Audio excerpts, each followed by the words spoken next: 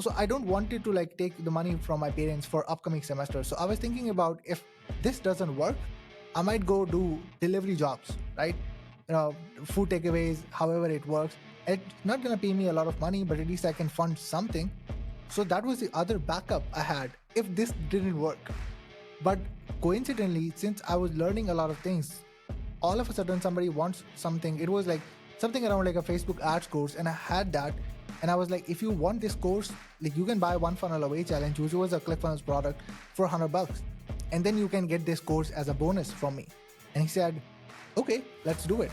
And like he bought the product, and I made my first $100. Welcome back to the What Went Wrong podcast. My name is Tabitha Thrill, your host, and today I have an amazing guest, RJ Ahmed.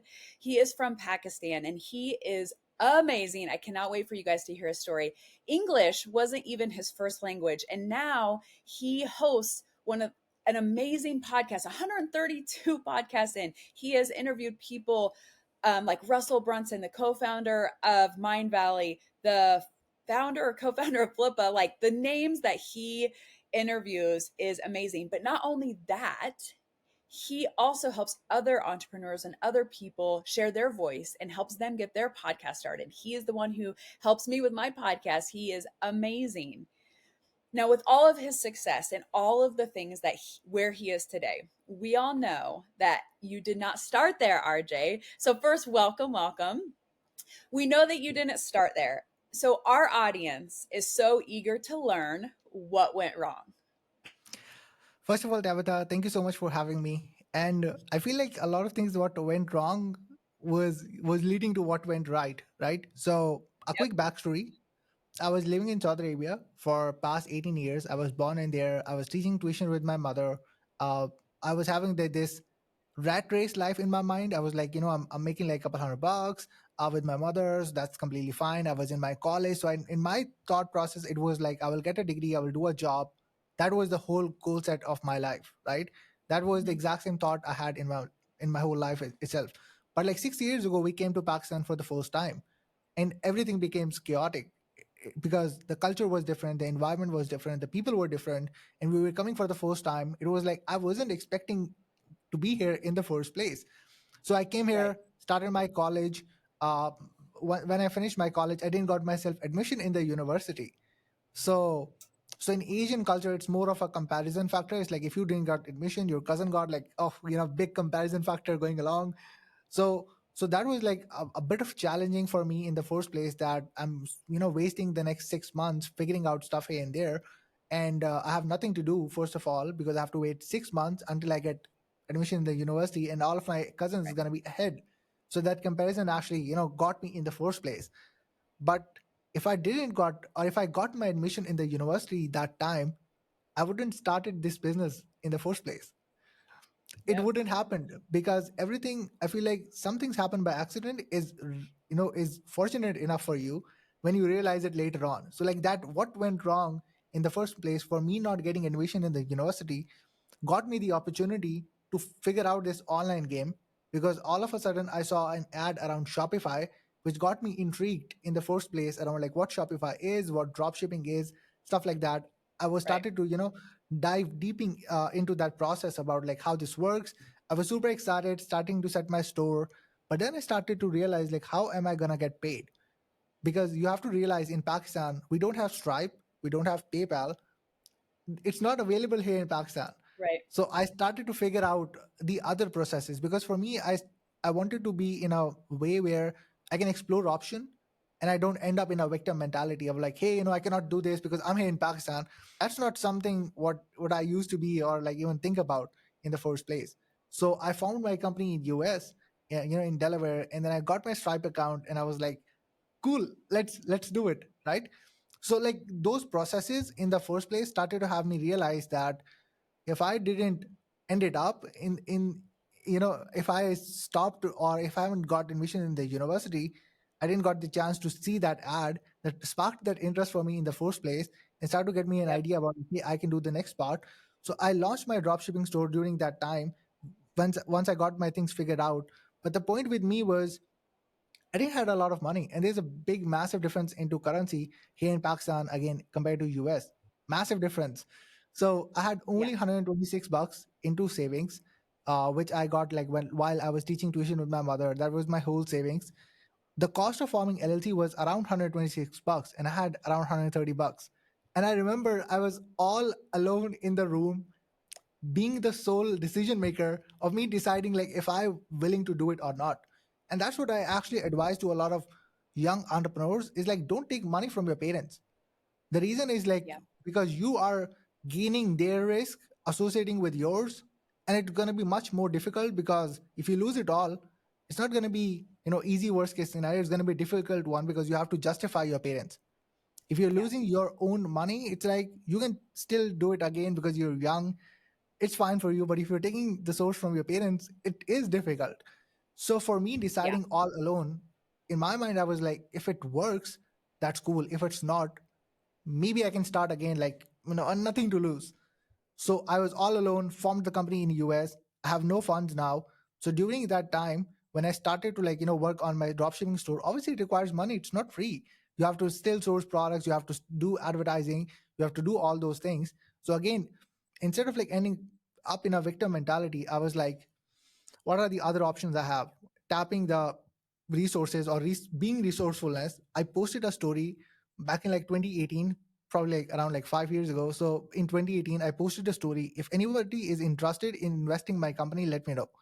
So there were some of my friends who were also my tuition students as well in Saudi Arabia.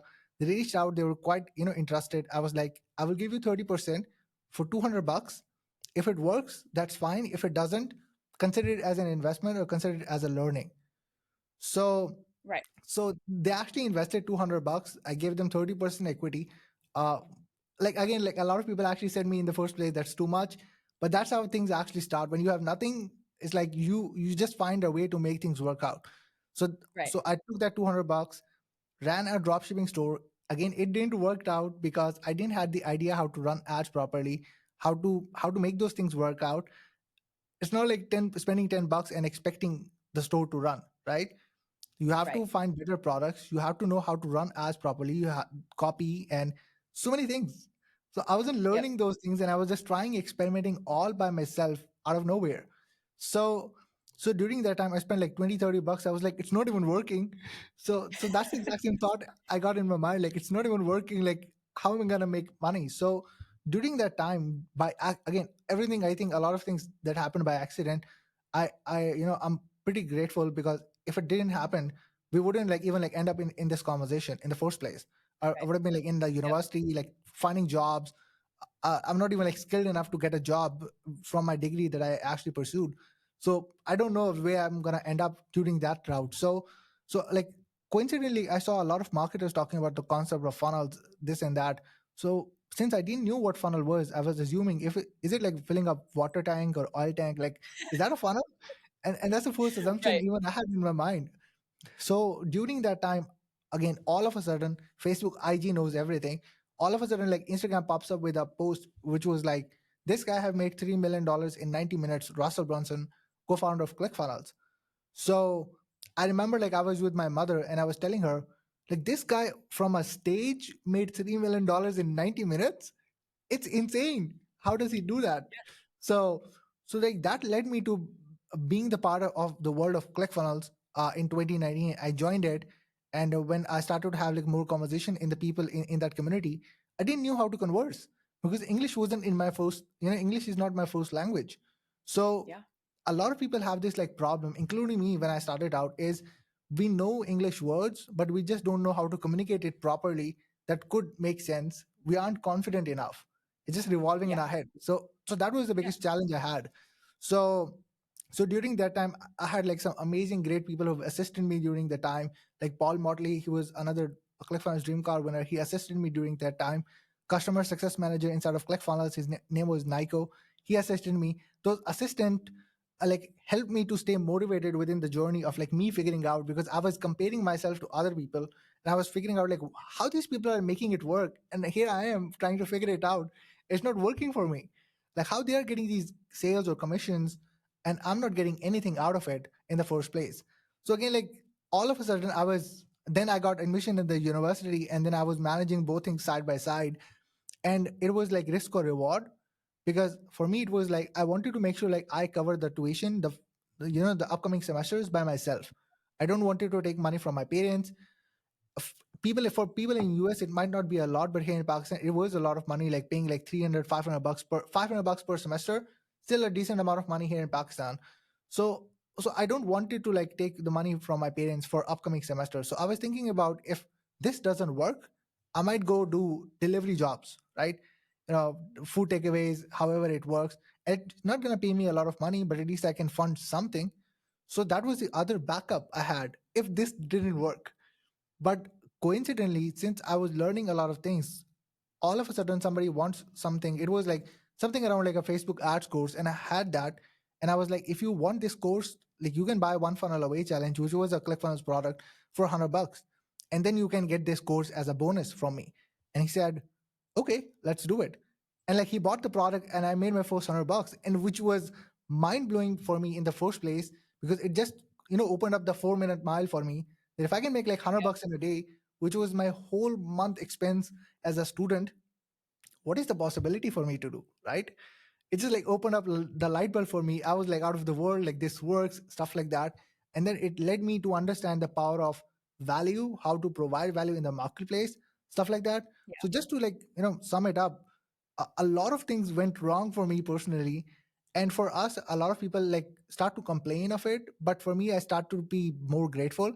It's not like everything is going right even right now, but it's like I I start to like trust more around like where it actually leads at the end of a day. Yeah. So I'm just like trusting the process. So that's kind of like what went wrong in the story. Oh, I love that. I mean, there's so many nuggets there, like so much. I mean, I'm hearing your story and it's like you had nothing. I mean, like there was not a lot of finances, and Yep. not only that, but you had other challenges. It wasn't just financial, it was the language, it's the culture. And I mean, you didn't really attest to this, so I would kind of ask you, I mean, in your culture, for you to take a step away from university, like what does that mean to your family and like the people around you? Because I'm sure they weren't excited for you to step away from university and jump into this elusive online world, Yep. to so that part of it I'm sure was, and I want to definitely go back there, but I want people to catch the little nuggets before we move forward, before we dig a little bit deeper. What you said about being resourceful and not being a victim, I mean, that in of itself is just, I mean, we could drop the mic, stop the episode right here, because so many people, oh, I don't have the money, I don't have the skill set, I can't speak the language, I don't, like with yours, the currency, that is a big deal. And you were like, I'm going to Correct. find a way. I'm going to find a way. And that's all mindset. I mean, people want to talk about mindset like this elusive thing, but it matters, because you could have very easily been like, oh, that currency thing, like I can't even get paid. Why would I make the effort? I'm done. Or, oh my gosh, I only have $130. It costs 126 to invest. I'm only have $4 to eat or live for the next month. And who knows, you still weren't even guaranteed that that was going to work. And like you said, it didn't even work. But Yep. switching the mindset of, did it really not work, or is it what you needed to move forward in your path?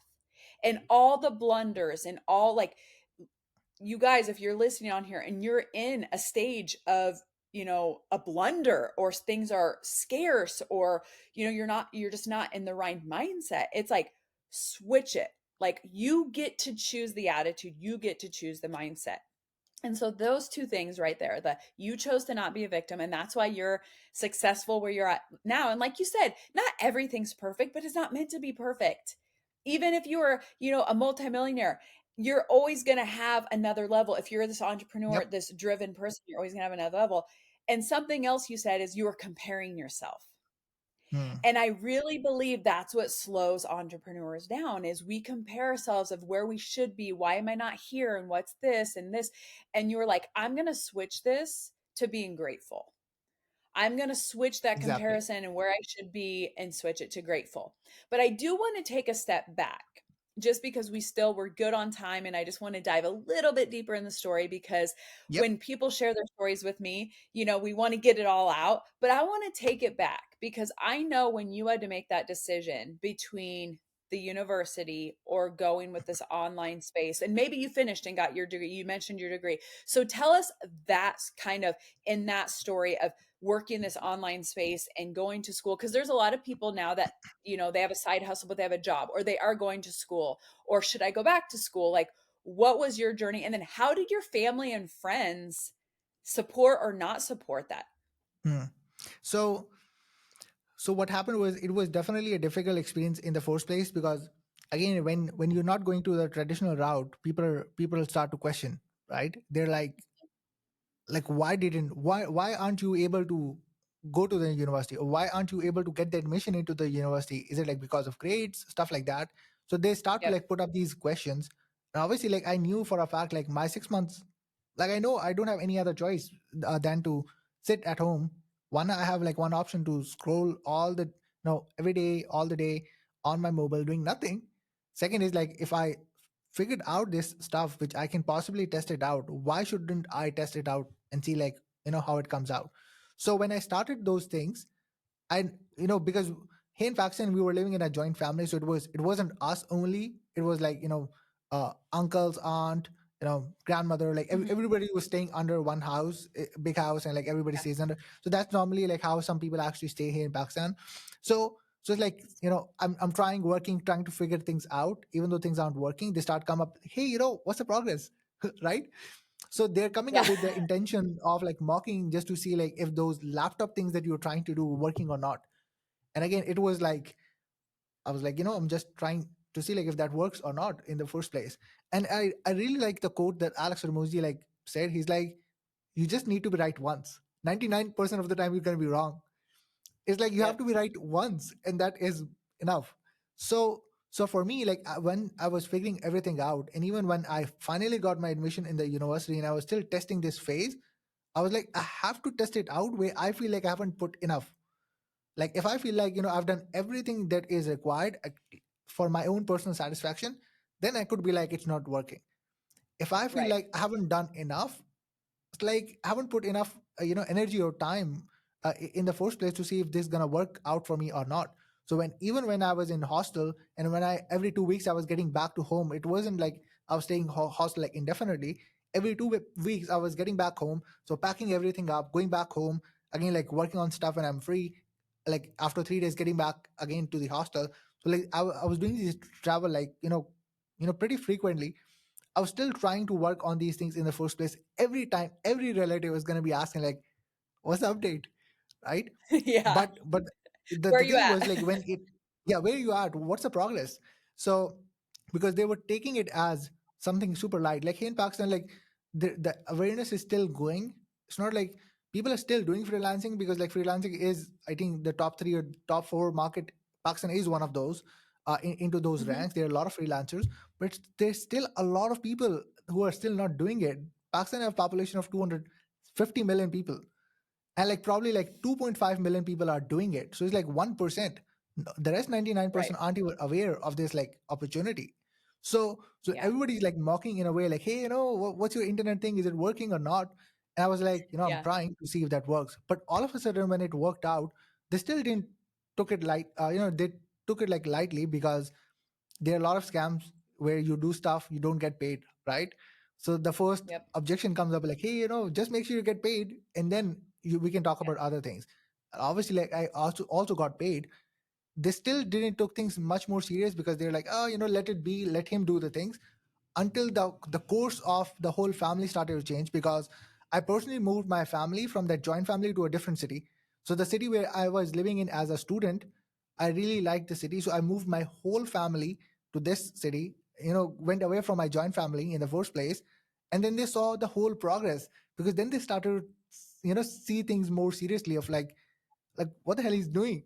And I was like, that's the Right. exact same online stuff that you guys are mocking in the first place. So those things, I started to become more of a thick skin, because then I started to Yeah. realize, like, opinion of these people might not matter that much, because those their opinion is not going to affect my life anyways. So taking those Right. things and becoming a thick skin, that was the most crucial thing that happened, along the journey, when things weren't working, to the point where things started to work. So I hope that answers the question. Did you have okay, so like I know you joined the ClickFunnels community. So do you think that surrounding yourself with those kind of people and seeing that success is what really made the jump and kept you going in this game for as long as you've been in it? 1000%. For sure. Because when I came to Pakistan, first of all, I didn't had enough. So I didn't knew a lot of people. Like I didn't had a lot of friends. I had a lot of friends in Saudi Arabia, but I was chatting to them. So there wasn't influence of them in the first place because we were kind of like disconnected, right? So like getting Right. into the world of new people and watching these people, and they're like, first of all, making a lot of money, which actually helped me to empower and to realize like I can make a lot more than what I was thinking about, even in these jobs in Pakistan, where they're getting paid like 300 bucks a month, and that is a good salary here. Yeah. So that empowered me to think about like I can do so much, and it is possible, things like that. And I was watching other people who are getting successful, maybe with this having the same skin flesh, being Asians, and they're also getting that successful, and you start to become more relatable to them, and you start to realize like it is possible. So being in the right room definitely affects you, because then what happens is like when you see other people successful, you're forcing yourself to try and figure out to see like what can make you successful, right? Right. You're not It's you're not kind of like it's comparison in a good way. Yes. Like it's not necessarily comparing, but like it's like the 4 minute mile. Like, Yep, oh my correct. gosh, like they can do that $3 million in 90 minutes. I can surely make $30 in a day, or Yep. $300 in a day, or whatever. So I love that. I agree with that 100%. That's what's kept me in the game is surrounding myself with other people, doing masterminds, group coaching, paying for it, being in, free groups are great, but when you have to pay to be in a group, the other people have to pay to be in the group. And the level of thinking is just up leveled that much more, to where you're surrounding yourself with other people that are going to sharpen your mind and take you to those levels of imagination. I'm like you, I when I first started, I mean, I've been coaching for about 16 years, but it was in 2011, no, 2012, when I first got introduced to my first direct selling company. And that was the first time that I ever saw people who were earning like $1 million a year, Yeah. the high level ones. And they were like working part time, they were spending time with their kids. And that was the first time that I saw like an average person. What I mean by that is like no stock market, broker, banker, doctor, lawyer, whoever we put on the pedestal that's making the millions or whatever. It was like an average person. And so I'm like, man, if I could just make even $100,000 and still stay at home with my kids most of the time, like that's amazing. And then I got introduced to some people and they were making $100,000 a month. And I was like, oh my gosh, if I could just make $100,000 a month, that would be like exceed my expectations. And then recently I've been with a group and they're like, with what you do, you could make $1 million a month. Yep. And I'm like, my mind is like blown, like, cause to me, I'm from rural Nebraska, which it's not Pakistan, but I mean, it's very humble community, not like money centered by any stretch of the imagination. But I think about all the good, and I think Right. about, like you said, what I like you said about the value. You learned what you could add to the marketplace and value. And that's what I'm constantly thinking. Like, how can I add value to the marketplace? If I get this wealth, what could I do with it for my community? What could I do with it with other people? Could I show other people that are just like me from a town of 400 people that, hey, it is possible to earn that kind of wealth, and to show you like it is possible. And so I agree with you. I think surrounding yourself with those people that up level your thinking, stretch your imagination of what you thought was possible, and not settling for what everybody else is doing. I Hmm. mean, mediocrity is like a disease. It's like Yep. if you're settling there, then what are you going to do? You're going to stay there and live what? A less than stellar life. I don't think anybody, especially if you have kids, thinks like I want my kids to just live an average life. Like I'm Of just course. good with them. Like I mean mediocrity. Like we all have that desire to like want more and be more and have that exuberant life. So I mean I absolutely love your story. I mean, if anybody's listening here and you say I don't have the money, or I don't have the resources, or I don't have the skill set, I mean, RJ, you couldn't even speak the language. You didn't even know how you were going to get paid, and you were resourceful and you thought outside. And I know that in those moments, it was not easy. Like the moment that you had to make that decision, when you had $130 in your account. I mean, I, just take us there for just a moment because I want to get to a little bit of feeling and then we'll wrap it up and we'll close it up. But tell us, in what moment was it like really the darkest? Like what moment were you almost like, I'm kind of sick of being ridiculed for my family, and emotionally, like I just don't know. And I know it's harder for men to express this, but like Hmm. we want to know, like, was there a moment in there where you didn't want to be resourceful, where you were like, I'm just done. I feel like I've tried and I'm just not getting anywhere. Was there a moment in time that happened, and then what kind of brought you out of that? Yeah. So first of all, like when we are talking about like the whole story, it's like if we compress it down, it took me like 6 months first of all to get my first sale. So when I started in October, in February I got my admission in the university finally, right? And then in March I got my first sale. So like from October, it took me like 6 months in the first place to get that first sale. And everything was Yeah. happening in the first place where I was like putting effort and I was trying everything just to see if everything works out. So again, when university started, I was putting like attention again, like I was trying to play the seesaw balance of the university and trying to see like if this works out or not. And in that point of time I was trying to figure out what should be my priority. It's like if this doesn't work, should I go to the academic side and maybe use that academic as something maybe like after 8 semesters, right? So Yeah. I was so figuring out like what should I take as a priority was definitely a tough decision for me. And around February or around like early March, like probably around like fifth month or so, I was feeling like I was trying a lot of things. It's not working for me. And again, like I'm spending money from my parents, for my whole expenses. And then I'm not even like putting effort into my university. So it's like when you're not choosing any of those two options when you have, and you're not choosing any of those options like wisely, it's like you're losing both of those, right? Like you had like Yeah. two options and not choosing either of those like properly, like you have none then.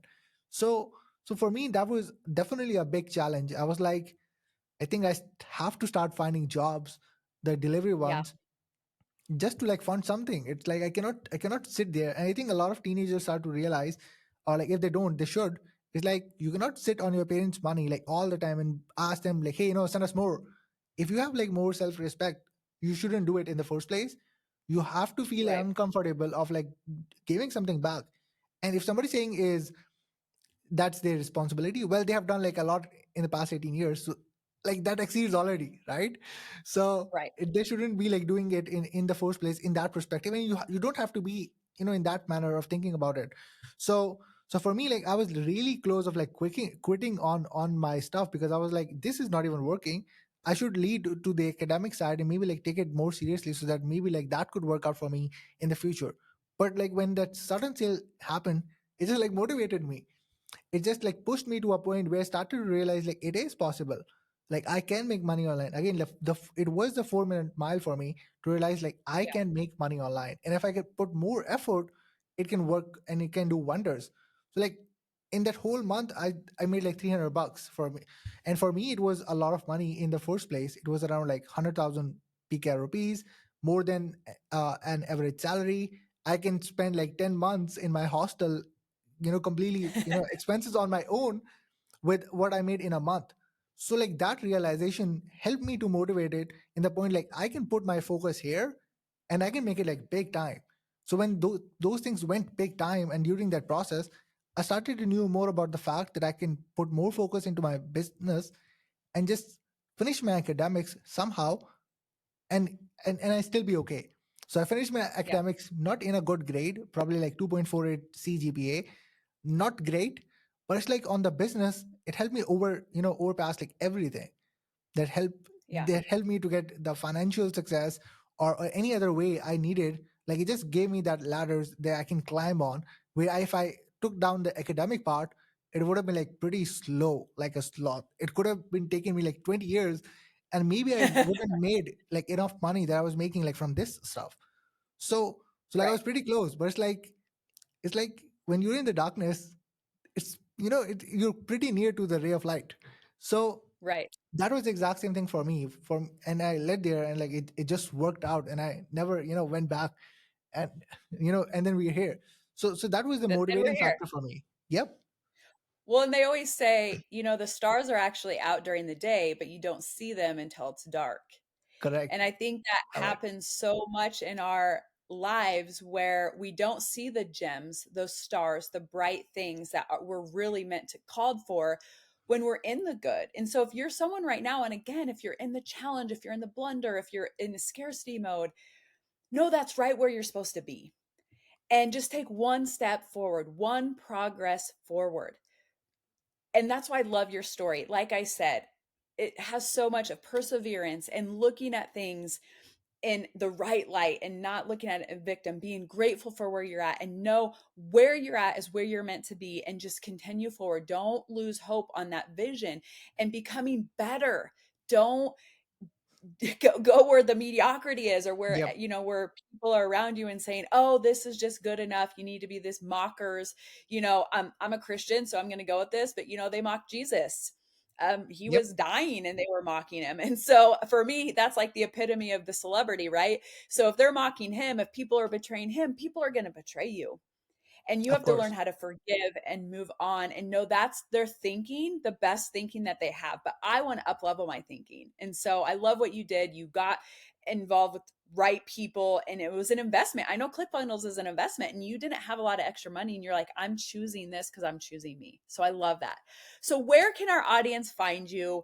Tell us of any upcoming things you have or services. Just share right now. Just give a little self promotion here. I mean, like if people want to learn, first of all, like how to start their own podcast so that they can like spread their message, or maybe like talk with the people out there so that one they can inspire themselves, and second like they can inspire the others. I would recommend like reaching out to me on Facebook or Instagram. I think that would be the best way to go for it, and like reaching out to me and ask me any questions, particularly because like you have to think about in this way when you're doing like podcasts or stuff like these. It's like one, you're getting like all of the information and extracting the knowledge from them in the first place, first of all for free, Yeah. right? But second is Yeah. like what I've really learned is like after interviewing so many people, when they're talking to you, you're listening to their advice in the first place because they're talking to you. It's like they're watching you and they're having this conversation. And like some of the things, when they actually get stuck, you just like start to implement them in your life, uh, in the first place. So that was like really powerful for me. And for a lot of people out there who want to start their own podcast and want to implement these exact same thing for themselves, I think the best way is to reach out to me on Facebook or Instagram and would happy to help. Yes, and I highly recommend RJ.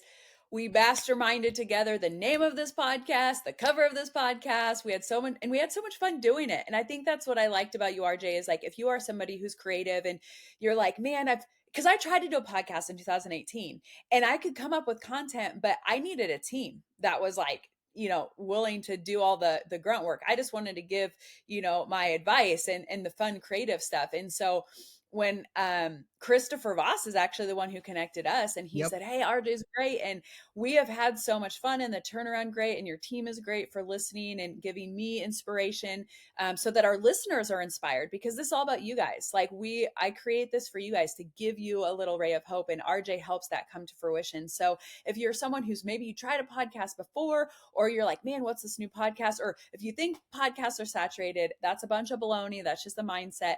There's somebody that needs to hear your voice, hear your story, a unique spin. I mean, you could have a podcast about dogs. I mean, there's so many different podcasts that, about Yep. crafting or whatever. There's so many different podcasts that you could do and inspire the world in your audience. So I highly recommend RJ reaching out to him.